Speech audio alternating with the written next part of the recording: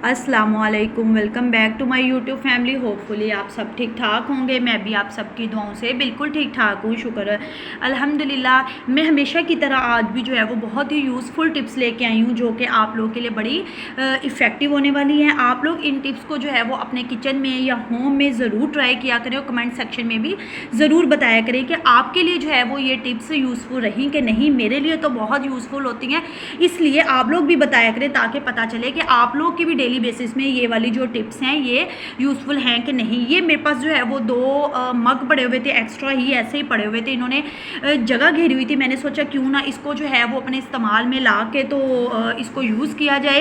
ये दो मग्स थे, ये मुझे एज अ गिफ्ट मिले हुए थे। ये मतलब कॉफ़ी मग हैं, लेकिन इसमें जो है वो अगर कॉफ़ी या चाय वगैरह डालते हैं तो वो गर्म होती है, जिसकी वजह से इसमें डालने से एक बड़ी स्ट्रॉन्ग किस्म की जो है वो ये इससे स्मेल आना शुरू हो जाती है। क्योंकि ये वेलवेट कलर उन्होंने सिंपल मग्स लेके उसके ऊपर वेलवेट कलर किया हुआ है, जिसकी वजह से हम इसमें कॉफ़ी चाय वगैरह तो नहीं पी सकते। इसलिए मैंने सोचा कि इसको मैं जो है वो एज अ ऑर्गेनाइज़र यूज़ करती हूँ। इस तरह के जो कप होते हैं उसको आप एज अ ऑर्गेनाइज़र भी यूज़ कर सकते हैं। आप चाहें तो ड्रेसिंग टेबल पे भी इसको रख सकते हैं। ये मतलब वेलवेट शेड के रेड कलर के बहुत ही प्यारे थे। अगर आप चाहें तो आप इसको ड्रेसिंग टेबल पे भी रख सकते हैं। वार्डरोब में सेट करना चाहें तो आप वहाँ पे भी इसको एज अ ऑर्गेनाइज़र यूज़ कर सकते हैं।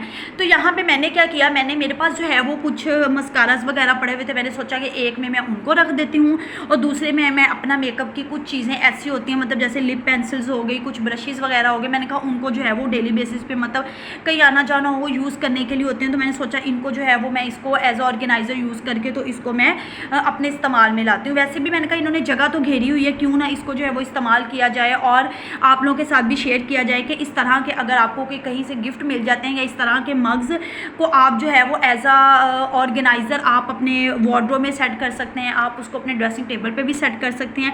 इतनी प्यारी लुक देने लग जाते हैं। ये छोटी छोटी टिप्स होती हैं जो कि बड़ी ज़्यादा हेल्पफुल होती हैं। आप लोग भी इन टिप्स को जो है वो अपनी डेली बेसिस रूटीन में जो है वो शामिल किया करें। मुझे कमेंट सेक्शन में ज़रूर बताया करें।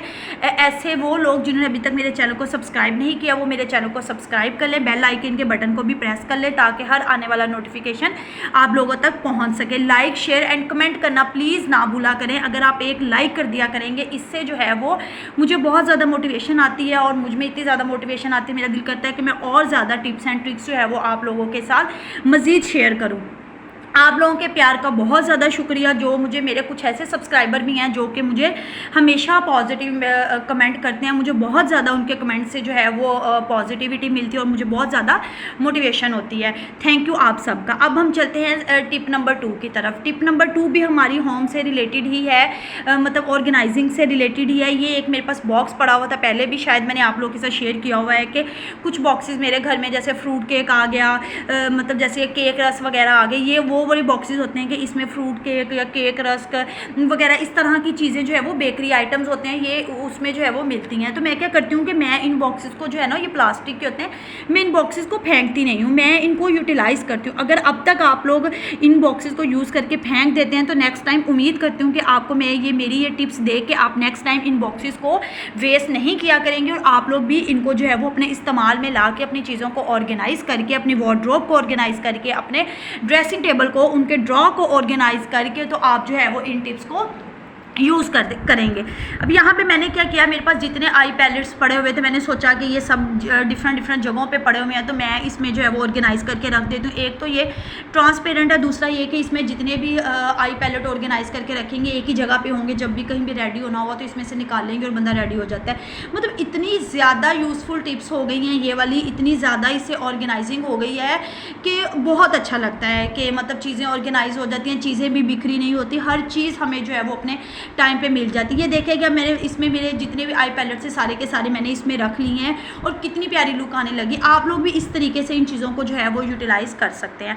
अब हम चलते हैं अपनी टिप नंबर 3 की तरफ। हमारी टिप नंबर 3 जो है वो ये है कि जैसा कि आप लोगों को पता है कि हमारे घरों में शीशे के ये जार वगैरह होते हैं, बट अक्सर ऐसा होता है कि शीशे का जार हमारा टूट जाता है, ये उसका ऊपर वाला जो लिड है वो वैसे ही पड़ा रहता है। कुछ के लिड जो हैं वो वुड के होते हैं, कुछ के प्लास्टिक के होते हैं, कुछ के शीशे के होते हैं। नीचे वाला शीशे का जार अगर टूट जाता है तो हमें ऊपर वाला लिड जो है उसको वेस्ट नहीं करना चाहिए, उसको हमें जो है वो संभाल के रख लेना चाहिए। इस तरीके से घर में कुछ ऐसे कप्स वगैरह भी होते हैं, मग वगैरह भी होते हैं जो वेस्ट हो जाते हैं या जिसमें थोड़ी सी तरेड़ आ जाती है, क्योंकि तरेड़ वाले बर्तन को हम लोग यूज़ तो कर नहीं सकते।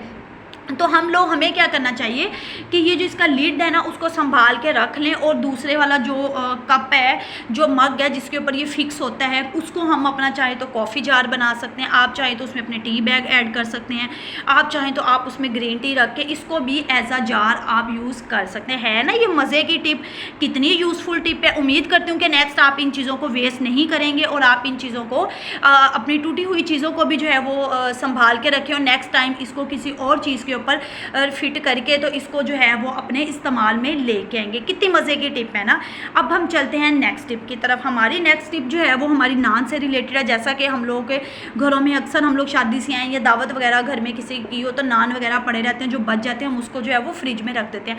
फ्रिज में रखने से ये बहुत ज़्यादा जो है वो हार्ड हो जाते हैं, जब इनको दोबारा खाना होता है तो उसको सॉफ्ट करने की मैं यहाँ पे जो है वो टिप्स लेके आई हूँ। इसकी 2 टिप्स हैं कि आप इसको 2 तरीक़ों से जो है वो यूज़ कर सकते हैं। एक टिप तो ये है कि आप नान लें, नान लेने के बाद उस थोड़ी सी प्याली ले लें या कप ले लें, उसके अंदर पानी डाल के तो आप इस प्लेट और इस कप के पानी समेत आप इसको ओवन में रख दें। कुछ लोगों को मे भी इस टिप का पता हो, जिनको पता है वो इग्नोर कर सकते हैं, जिनको नहीं पता वो इसको जो है वो इससे फ़ायदा हासिल कर सकते हैं। आप इसको ओवन में रख के तो 1 मिनट के लिए 2 मिनट के जितना आपने ओवन को चलाना है इस तरीके से आप उसको चला के तो इस तरीके से आपका जो है वो नान बहुत ज़्यादा गर्म हो जाएगा। मैं आज नान ही गर्म कर रही थी, मैंने सोचा फ्रेश कर रही थी, मैंने सोचा मैं आप लोगों के साथ ये टिप शेयर करूं। मुझे जो है वो ओवन वाला नहीं चाहिए था, उससे ये है कि वो सॉफ्ट हो जाता है, क्योंकि उसमें पानी होता है, पानी से वो स्टीम उसमें जाती है जिसकी वजह से वो सॉफ्ट हो जाता है। मुझे जो है सेकंड टिप जो मैं आप लोगों के शेयर करने वाली हूँ, मुझे इस तरीके का नान चाहिए था। इससे आपका नान जो है वो बड़ा क्रिस्पी सा बनता है, बड़ा क्रंची सा नान बन जाता है। इस वजह से